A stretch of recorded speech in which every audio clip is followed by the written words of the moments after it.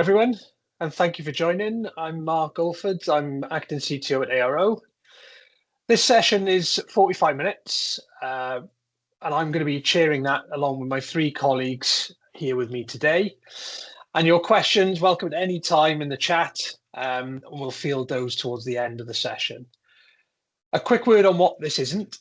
It's not a sales pitch, so we won't be putting prices on screen. There won't be kind of demonstrations of the 365 scenarios that we're going to be talking about today.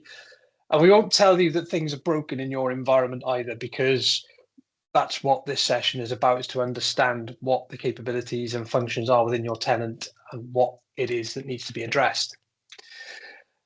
What we will do is talk honestly about the decisions the technology leaders face right now.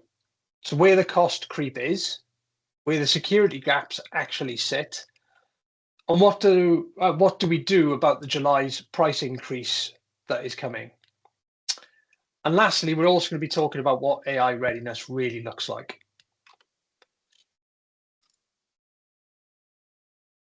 So the panel with me today, I'll do brief introductions on their behalf, and then they can do a little bit more detail as and when we bring them on. But I'm Mark Alford, as I've mentioned. I'm acting CTO for ARO, and I look after all the different solution areas and technology areas that we have within the organization today. I'm going to frame each of the sections and bring the panel leads into each of the relevant discussions as and when needed. We've also got James Wilding on the call today. He's our new business exec. He's going to be talking about cost control and the licensing reality scenarios that we have and how we look at optimization in the field. We've got Connor Pick, our Microsoft Solutions Architect, who's going to be discussing the security posture, identity, AI readiness, and real-world configs. And then we've got Chris Solomon, who's our Microsoft licensing lead and partner manager. So he's going to be talking specifically around the July commercial changes, what the 3-year SKU strategy should look like, and what that locking in scenario could have, both good and bad. So what we're going to be covering off today is what we've talked about with cost, security, and AI. And here's the thing about Microsoft 365. The platform has evolved at extraordinary pace. 5 years ago, we called it Office 365, and it was broadly email, documents, and SharePoint. Today, it's much more. It's an identity platform, a security platform, a collaboration, analytics, and increasingly an AI platform. The capability has changed completely from what we used to know. What hasn't changed, though, in most organizations we speak to, is the operating model around it. The people, the governance, the controls, and the procurement are still working off a 5-year-old picture. So we've ended up running Microsoft 365 tactically, where we buy the licenses we're told to buy, we enable the features that marketing have sold us from Microsoft, obviously, and assuming that the security controls work because Microsoft built them. And that's the gap I want us to talk about today. The three forces are pushing this conversation forward. First is cost, and finance teams are seeing this a lot at the minute, where they're scrutinizing every line of their renewal in a way they weren't 2 years ago. Secondly, we're looking at security because attackers know how to exploit Microsoft 365 configuration drift, and we can no longer assume features enabled equals controls working. And thirdly, we're looking at AI because every board is asking when Copilot value lands, when they should adopt it, and most environments are nowhere near ready to deliver safely. And on top of that, we've got Microsoft's commercial changes which land in July. And for many of you, that means locking in 3-year decisions that is already out of date based on your licensing decisions of old. So what we're going to start with is a topic that's loudest in the room, cost.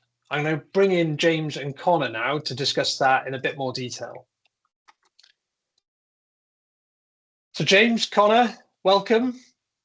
let's start with a simple framing. When we as an organization run a lot of 365 assessments and reviews for customers. So what would you say is the first thing you noticed about cost? Because the headline number on the renewal invoice is just one part of the story, and what's happening underneath is usually very different. Can you share some insights into that for us? Of course. Thanks for having me along to the session today. So typically in all parts of the market, whether it's SME, mid-market or enterprise, we're seeing a lot of duplication in costs. Many organizations are just looking at their licensing and potentially maybe leaving it too late before they go out to the market and look at how they're using their licensing. So many organizations using buying E5 licenses and only maybe using the features of an E3 license. In addition to this, it's also the responsibility of the partner to work collaboratively with the client. And what we're seeing is that there's a lot of trends with organizations where the licensing partner might just be a traditional transactional partner. And where we're seeing gaps is the organization's M&A or growth strategy isn't being considered, what level of flexibility they require, what the roadmap looks like for innovation or adoption of things like AI, and equally what the customer's desired business outcomes are, what the challenges are that they're facing. So all of this helps structure and design a continuous improvement plan. So wherever possible, we recommend engaging with licensing partners as early as possible to look at how each element of the platform relates to their business and their business outcomes. And what kind of time frame would you say that the typical engagement should be prior to licensing renewals on that, James? Well, typically what we suggest is a minimum of 6 months, but it depends on the term and the scale of the organization. So we know the Microsoft platform's being utilised for lots of different areas now. We're often seeing duplication in things like the Defender licensing and the EDR. So wherever possible, we encourage looking at all elements. And I guess where we're, as a partner, we cover lots of different elements of infrastructure functionality. For example, where there's an organization that might have Teams and they also have a PBX style telephony system in place, we look at trying to understand what the mechanical parts are as soon as possible. So 6 to 12 months in advance of a renewal gives us plenty of time to get under the hood and understand what the business pain points are and what the desired outcomes are. Okay, thanks. And Connor, from your perspective, when we look at cost consolidation within that Microsoft ecosystem, we talk a lot about condensing everything into the Microsoft licensing that they're already paying for, but that isn't always the case or not necessarily capable in some instances either. So can you give us a bit of insight into what does make sense and what doesn't make sense and when to do it and when not to do it?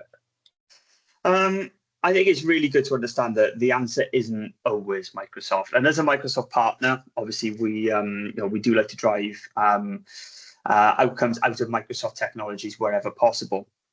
I think in terms of our approach, it's not always rip it up and replace it with Microsoft, but it's really important to map the controls out properly and understand what you've got, what you need, and then what you should have. It's also to understand sort of what each platform and each part of the business is actually doing, and then consolidate where it's safe and sensible. Double paying and double licensing for different solutions is not usually a procurement problem. It's usually a problem of ownership, because you don't know who owns certain part of that Microsoft license. Mm-hmm. Have you got a security team that own the Defender portion? Have you got a workplace team that own the entire stack of the the apps for enterprise or apps for business suite, SharePoint, OneDrive? Have you got a separate team for Intune? There's no holistic ownership, and there's no clear understanding of, when you're selecting a license or designing personas, who owns what portion of that. So when typically licensing choices are made around 3 to 6 months of renewal time, there is usually a disjoint between what the business thinks they need and what they actually go out and procure. So what would you say the biggest gap is between the kind of licenses that we see customers procure and then what's utilized within that license type? Is it adoption of feature sets, or is it that people have just blanket licensed everyone for the same exact license, even though their job role doesn't necessarily require some of that functionality? Yeah, there's a lot of that. What I see a lot of is security tooling growing layer by layer over time, where managers and directors come and go with different directives and understandings of what the business may or may not need. And this is obviously done without a typical architecture review. So we see capabilities like Defender sitting alongside a third-party tool or multiple third-party tools that none of them have ever been formally retired, and no one really wants to be the person to go in and switch it off and create a security gap, so the overlap always just stays in place. It comes back to mapping out the controls and segregating certain portions of that license and taking ownership for certain products and solutions within the license stack. James, anything to add to that with the information that you see when you're engaging with new business prospects? I think really understanding what the business outcomes are that are desired. There's typically a roadmap for 12 to 36 months with most organizations. And what we like to try and do is just speak to some of the key stakeholders, understand what I guess the business processes, the challenges, what the customer experience looks like, what the user experience looks like, and how we enabling teams to work more collaboratively using the tool sets that are available. And I guess this is probably only get more complicated with the introduction of E7 and all the different options that are available in that tech stack as well.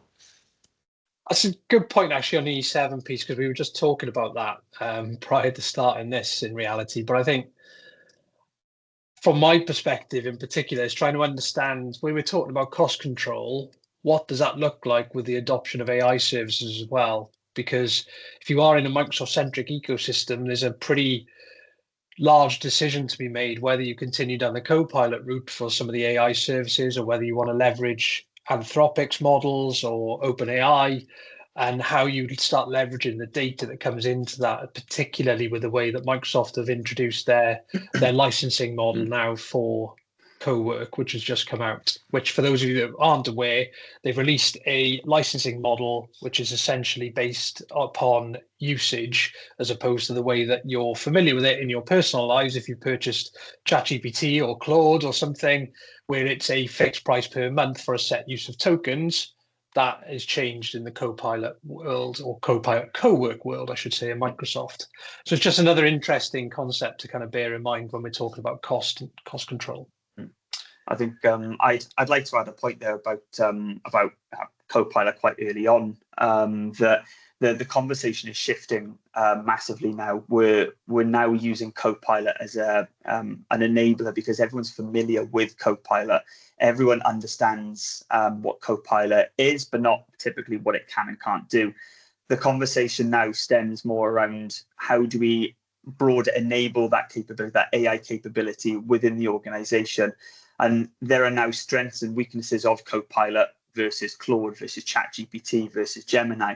So it's about understanding what specific portions of the business are going to benefit from certain different products and solutions that are on the market.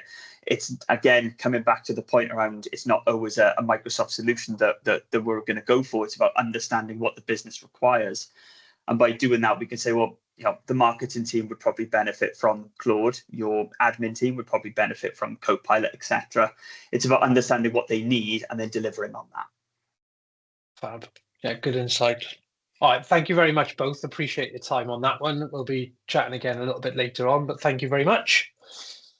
So what I'm going to cover off next, based upon some of the information and reviews that we do for organizations, this is based off real world numbers that we have to hand. And the typical waste sits at about 15 to 20% of seats. It's what we routinely find in those optimization reviews for prospects and customers. So people who have left, people whose roles have changed and never had their licenses right-sized, or whole seat populations on E5, and when they only consume some of the E3 features, going back to some of the conversation we just talked about, that is quite commonplace, and you should be talking to your licensing provider to conduct at least an annual audit prior to renewal to go through what your licensing scenario looks like. The bigger issue is overlapping tooling. Again, something that we've just discussed very briefly.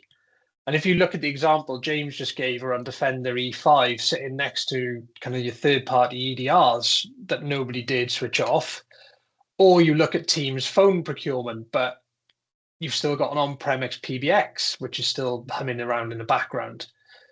SharePoint is another one where you've paid for it, but you've still got file shares, whether they sit on-prem file servers or in Azure. All those things result in cost creep. And it doesn't arrive in just one big invoice. You get multiple invoices over time. So it's kind of dying by 1,000 paper cuts. And that arrives over a number of different years because you've just built up a lot of different tool sets. So consolidation into Microsoft can save money, but only as an intentional architectural decision, as Connor's referenced, not as a procurement reflex. And if you're going to commit to a 3-year SKU in July, if that's on your radar, you'll be locking in not just today's price, but today's licensing mistakes for 3 years. So on that point, we're going to move off cost now, and I'm going to ask Connor to come back as well so we can go on to some of the security areas that we need to discuss. So as our solution architect, Connor, from your time spent in Microsoft 365 security environments, let's set the bar honestly for the participants today. When you assess customers' 365 security posture, what's the most common assumption you're forced to challenge? It's a good question. I say the biggest one is the assumption that just because you have a feature and it's enabled, that the control is working. We see a lot of environments that have conditional access, multi-factor authentication, Intune endpoint tooling and management, data controls all present on paper. But when you test the detail, there are exclusions, there are holes, there are gaps, there are operational inefficiencies where users don't understand how to use certain features or solutions. Gaps and configuration drift. I mean, that the protection that you think you're getting isn't quite as strong as what you're first led to believe. So the challenge is usually moving people from confidence by assumption to confidence by evidence. Okay, and you mentioned some of the gaps and configuration drift there, but how practical or simple is that to spot for organizations that don't necessarily have an in-house IT team and are reliant on third parties? How do they manage that from an operational point of view? I think a lot of it is trust in the partner. So if you do have an IT partner, you do rely on them an awful lot to make sure that the configuration that's been implemented is, to recommended practice and best controlled, and also maintained and kept up to date. For in-house teams, it's obviously it's a lot more difficult. You're usually spinning a lot of different plates. You're not just looking at Microsoft 365. You're probably looking at Azure, Fabric, Power Platform, on-prem infrastructure. So it's one of them things where it's probably been set and forgotten about. I think a regular review, with a third party, being conducted on a regular basis, would surface a lot of these configuration drifts, and would help to identify potential security loopholes. Okay, thanks. And there's obviously secure score within the tenant as well, isn't there? How reliable and valid is the data that we see in there? So secure score is a really good starting place, I believe. It's useful, but it's not assurance. It's mapping you against sort of Microsoft's best or recommended practice, and it gives you a relative measure on how well you're doing against that. It can help you show progress, but it doesn't really tell you whether your controls actually match the risks that your organization has and the risks that your organization will accept. I think it's a really good conversation starter to probe into that configuration and have a look at what's there, but I don't think secure score is an answer. It's a common misconception that the score is going to be 100. I've been in the industry an awful long time, and I've never seen one above 90. It's a balancing act. So if you have a really high secure score, you're going to have poor user experience. If you have great user experience, you've probably got poor security. So there is a balancing act between the two. And it's a really, really good starting point for understanding what your risks of configuration drift are. And the thing I get asked a lot, would be good to get your take on it as well, but where customers are consolidating down into a Microsoft-centric approach, whether it's business premium or some of the more advanced security features in E5, how good are those services compared to third-party offerings that are out there at the minute? Because historically, Microsoft weren't necessarily known for their leaps into delivering ridiculously good security products. If you look at the first iteration of Defender going back probably 10 or 12 years ago, that wasn't necessarily a very successful deployment. But has that changed over the years? Can people sleep comfortably at night on these different tool sets that are embedded in the Microsoft ecosystem? Massively. I think Microsoft is continuously a top player. If you look at the Gartner Magic Quadrant for the specific solution area that you're looking at, Microsoft is very typically, either the top right or one of the top players within the top right, which is exactly where you want your vendor to sit. Microsoft have put so much investment into security, into compliance, and now into AI, of course, with the OpenAI acquisition. They're very, very good at understanding sort of where the market is going. Almost looking into a crystal ball to understand what it is they need to invest in order to make the best product available. Enterprise organizations typically standardize on Microsoft Defender for Endpoint Plan 2 now. I've been within organizations that are over 10,000 seats that standardize on that. They use Sentinel, obviously Defender XDR, because it all talks nicely within the Microsoft ecosystem. It's all intertwined, between your identity protection and conditional access, between your endpoint protection on device and managed via Intune. It all talks, it all feeds into a single pane of control and a single pane of glass for reporting to, which makes it much easier for admins to manage to. Yeah, and I think if you just extrapolate that where the world is going as well in terms of the AI services and what you've got, Copilot for security as well, haven't you, being released? The benefit of having a lot of that telemetry under one umbrella is that you can automate a lot of the security remediations after the fact then, can't you? So it's a very different scenario than having all these different data silos that then rely on you creating connectors to all those different ones or implementing your own data warehouse or Fabric implementation to be able to access that data using Graph API and the security services underneath that should significantly help. Absolutely. All right. Beautiful. Thank you for that. Appreciate the insight into what the security landscape looks like. And I'm just going to summarize a couple of those points now. So features enabled doesn't equal control working, as Connor's just alluded to. You can have conditional access policies that look beautiful on paper, but exclude the very accounts attackers want. And configuration drift is where breach happens as well. Not some exotic 0-day scenario that you don't think is going to affect you. And Secure Score gives you that number, not assurance. Again, as Connor's alluded to, it's there as that kind of guiding light to give you some insight into what your current protection levels look like, as well as enable you to ask questions around certain services, but it isn't assurance. Identity, endpoint, and data is the real battleground. Identity is usually strongest. Endpoint is then in flight, but data classification is dramatically underinvested. And the way that I frame that to a lot of people that I talk to is that IT consultants, service providers and whatnot can easily help with the identity and endpoint services. We could take the heavy lifting and do a lot of that for you. And it's not as impactful to the day-to-day operations as you might think. When it comes to data, by all means, we can implement the policies, but it's still the organization's data. We can't make those decisions and operationally tell you how to then leverage the tool sets that you have available to implement that in your organization. And that's where it falls down. So it does need a lot of investment from a time perspective, in particular, from organizations to be able to leverage the data classifications accordingly. Tooling alone, though, doesn't equal resilience. Resilience is about how controls are run, not what's licensed.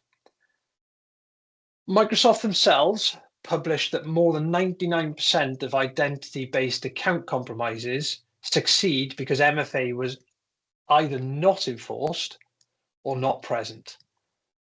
That's why identity is the front door, and why enabled is not the same as enforced. And that is quite still a staggering number, because you'll see it from all the recent very highly prolific kind of compromises that exist, of typically being down to identity-based compromise, even with, in some instances, MFA being applied, and it's just them being able to bypass certain MFA scenarios. So having multiple layers of control in place is a given, or a must, I should say, sorry, in today's environment. So we're now going to move on to some of the price changes that are going to happen in July when it comes to the Microsoft licensing and what's available. So I'm pleased to have Chris on here today, who's going to help us talk through some of these changes. So for technology leaders sitting in front of a renewal, Chris, what's the honest framing on whether to lock in for 3 years or not currently? Morning, Mark, and thanks everybody. The honest approach there is really, if you have a static environment and a known,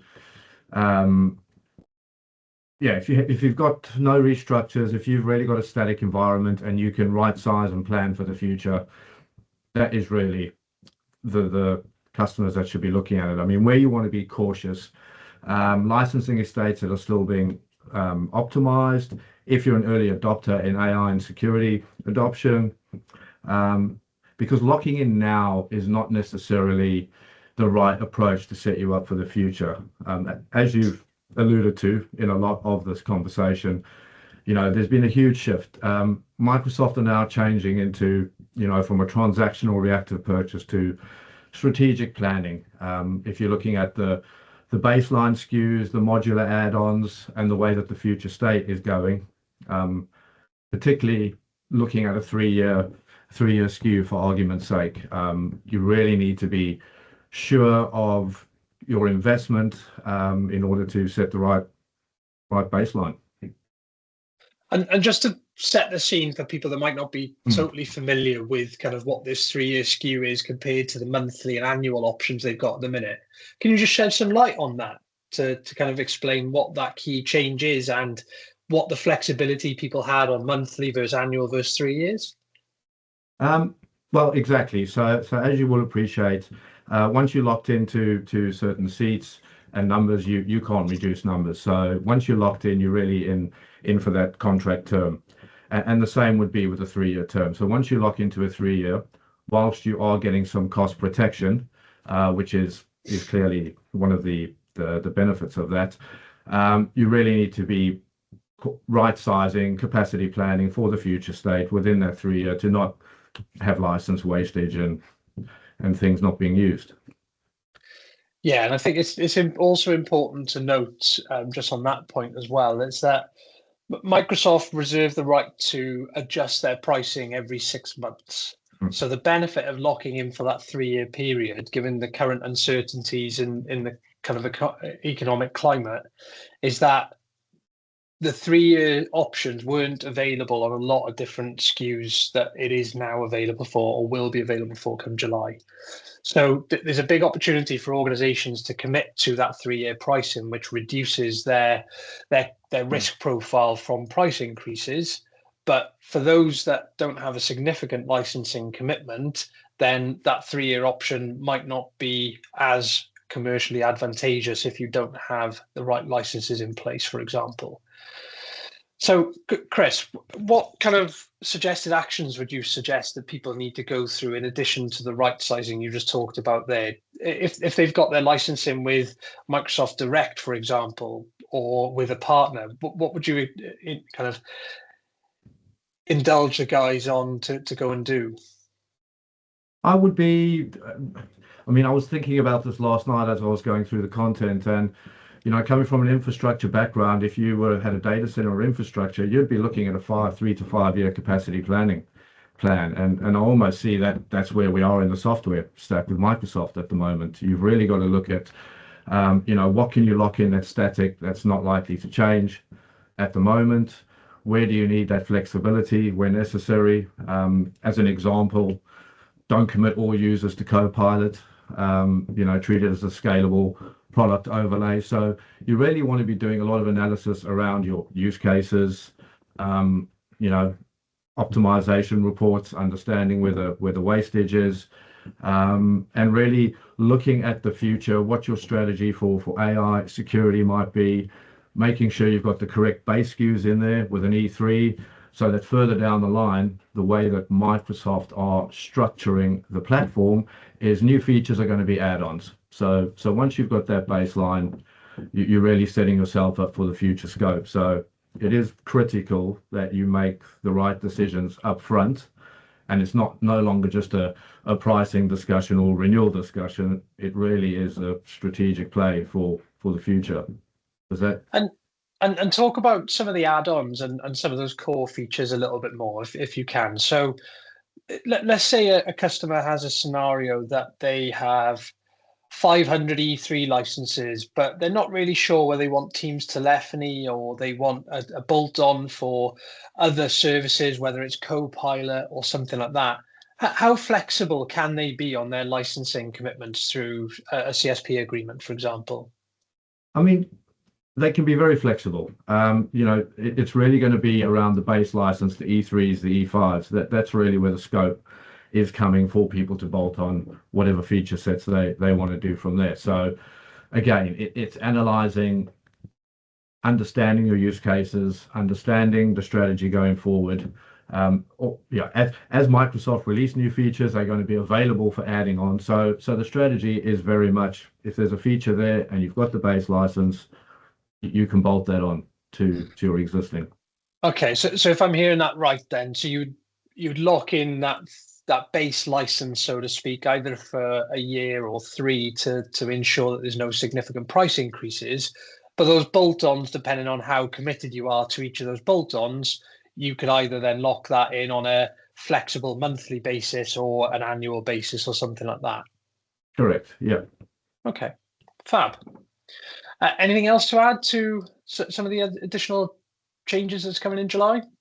Additional changes, really, we just need to be mindful of the price increases. There are additional features coming out where Copilot's being rolled out across all applications, and there's additional security functions, security Copilots that are now embedded as part of the core product.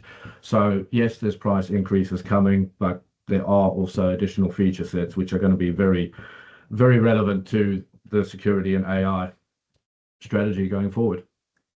Fantastic. Okay, thank you very much, Chris. Really appreciate it. Thank you.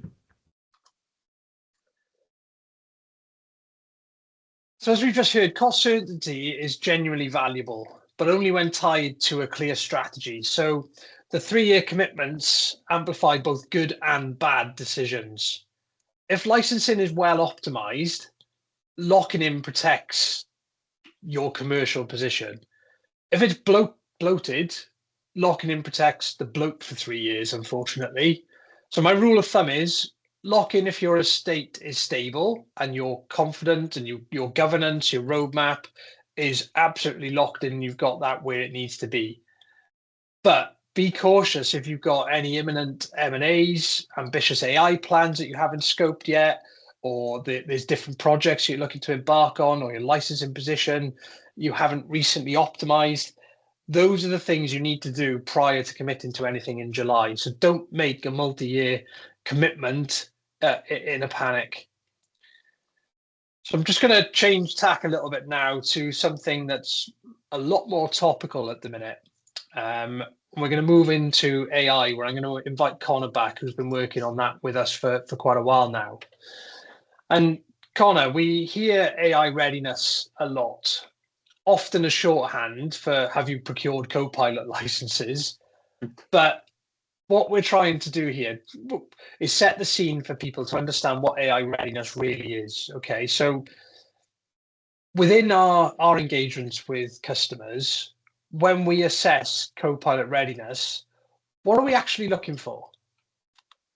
Number one, not Copilot licenses. We don't start with the licenses at all.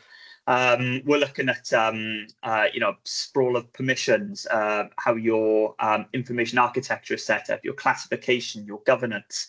Looking at your regulatory obligations if you sit within a specific sector, because the Copilot deployment is the technical act of just switching it on, but being ready and the Copilot readiness is about whether the environment behind it is safe, structured, and governed well enough to deliver value. And a lot of that sits within sort of the data classification portion of it. Is your data within SharePoint, OneDrive, Exchange? Is it labeled? Do then labels have actions? Have you got things like data loss prevention set up to prevent the sprawl of data? And we're using Copilot readiness as almost a segue to information protection. It's come at a really good time because there are obviously controls within ISO 27001, controls from things like DSPT, if you sit within that sector, where we are mandated that you have to have data loss prevention in place. And for that to work properly, you need labels in place. But you need labels, but who owns the data? So it's not just about turning the license on, it's about understanding what data you have and how it's being controlled. And what would you say post kind of doing that assessment, if people just say, well, we're going to deploy it anyway, what is that real risk of just deploying it into an unprepared environment? It's usually because when the environment is unprepared, it's usually been sitting stagnated for years. No real investment has been made into into that ecosystem. You've got the permission sprawl, you've got weak architecture, you've got unclassified data. So while you may be in a position where you're ready to buy Copilot, you're not ready to invest in the technology. It's not just about buying the licenses. It's about that full AI investment, and you do have to be all in. It is a significantly bigger investment than just your X amount per month for your license. But the environment has to be ready in order to support that AI adoption for Copilot safely and productively. Otherwise, your return on investment for them licenses, it's going to show as really poor. It has to be deployed into a well-prepared environment. And again, just labouring that point a little bit, right? Because I'm sure there's people on here that might disagree with that stance a little bit. And just playing devil's advocate, if we just bought 10 licenses of Copilot, it'll work though, right? It'll work, but the entire model of AI is rubbish in, rubbish out. So it's only as good as the data that it has access to. And if it's got access to too much data, if it's got access to data you probably shouldn't have access to, it's going to affect the answers that it gives you and the output that you ultimately get. So it is really important. So how, because again, right, the message I'd like to give everyone here isn't that you need everything to be 100% on kind of that readiness piece to be able to start leveraging it. So are there compromises that you could leverage to kind of say, you could pilot it for certain use cases or certain functions, for example? Is that a real scenario that people could look at as an interim whilst they get everything else prepared? Absolutely. What we see for pilot deployments is establishing what we'd call a Copilot Center of Excellence, which is a select couple of usually about 10 or 15 individuals within the organization who are trusted individuals, where if they were to stumble upon data or get answers from Copilot which surface data they shouldn't have had access to, they're responsible for putting that on the risk register so that is understood, and they're not going to be malicious with that data or have any sort of malintent with it. once you have fully established your Copilot Center of Excellence, you've got a risk register of what works, what doesn't. You've got use cases. You've got a predefined materials of what works and what doesn't. It means that when you have a wider rollout across the rest of the organization, a lot of the risks have already been captured. You've solved a lot of the problems. So the amount of money on sort of investment in time that it's taken in order to get you there is often a lot shorter. If you just throw the license at everyone, it's not going to work as well. Yeah. Okay, thank you very much. Really appreciate the input there. Thank you. Copilot deployment is a technical exercise and Copilot readiness is an operational one. They aren't the same project. The blockers we see most is permission sprawl, as Connor's mentioned, from years of inherited SharePoint access, weak information architecture, and unclassified data where sensitivity labels were never applied. So the AI doesn't know what it should surface and what it shouldn't. Deploying AI into an unprepared estate amplifies the risk, not productivity gains. My honest kind of view on this is not every organization should enable Copilot today for the masses, but the point that Connor and I were just discussing around getting those pilots in play is definitely something I'm massively advocating, because what I'm talking about a lot with people and yourselves here today is that I genuinely feel that AI will change the way we do a lot of things. We need to get on board with developing our understanding of what the capabilities are within our own organization to become a frontier first organization. And if not frontier first, then a fast follower. We need to leverage the AI capabilities that are available to us to understand the impact and the benefits to our own organizations. Gartner signal, and the presentation wouldn't be complete without a Gartner stat, is that around 30% of organizations have either paused or delayed Copilot rollouts because of the data governance issues. That's a third of the market discovering the prerequisites are bigger than the product. And that alone is one of the big issues that we face within the organization, and hence is talking about that readiness piece just now. So to bring all this together, we've covered cost discipline, we've covered security posture, the licensing strategy, and AI readiness. So we're just going to cover off the last few minutes now with what the practical kind of next steps are, if you will, for what we perceive those to be. And just before we open the Q&A, the three practical next steps are, we've got them as the security benchmark, licensing optimization review, and Copilot and AI readiness. And we've packaged those things because we've talked about them already during this session, but they're three kind of diagnostic tool sets. And they're diagnostics deliberately. They're not sales offers. They're not designed, or they're designed to give you a clear picture, not lead you to a product. So first, if you look at the security benchmark, we could conduct that. That's an evidence-based view of your configuration that compares to best practices, the gap between features enables and controls working that we were referring to earlier. You come out with that with a defensible posture statement, not a secure score number. Secondly is a license optimization review, especially relevant ahead of July. The waste, risk, and opportunity, so you kind of know what you're walking into with that renewal. We can identify those. And thirdly, a Copilot and AI readiness assessment that tests the permissions, classifications, and architecture, and tells you honestly whether you're ready for AI today or what needs to happen first. And we can send details of those to you if you're interested. We've got contact details at the end of this presentation. So just some closing thoughts from me.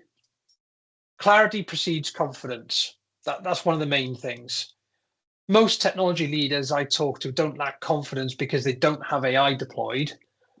They lack confidence because they don't have a clear picture of what they've got. So start there. Now, let's open it up to some questions. I'll invite the panel back so we can facilitate any ones that's in there, and I can review what questions have been posed.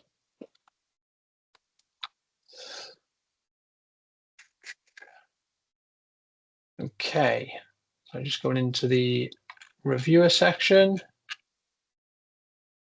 Sarah's popped in the licensing assessment. Okay, fab, thank you. So yeah, if anyone does have any questions, feel free to post them. But in what we typically go through during this scenario is we get asked quite often, what do the assessments look like? Are they intrusive? Do they take a lot of time? And the reality of that is that they could be all of the above, right? A lot of them are fairly short, sharp assessments where we do them as desk-based kind of assessments through conversations that we're having now, where we look at what you've currently got from an assessment point of view. There's 18 questions that we can ask you and take you through. That pulls out the review, and we can then provide you with a PDF report of what that looks like with some recommendations that you can take back to the organization should you need to. There are clearly a lot more in-depth reports and reviews and assessments we can conduct. A lot of those, however, only need read-only access to the tenant. So it's very inobtrusive for you. We can conduct that over a period of a couple of days and then present that back to you in a formal report, as well as the recommendations off the back of it. So they come in all different shapes and sizes, so we're more than happy to conduct those should you need to. Just feel free to reach out to your account manager or any of us on today's session.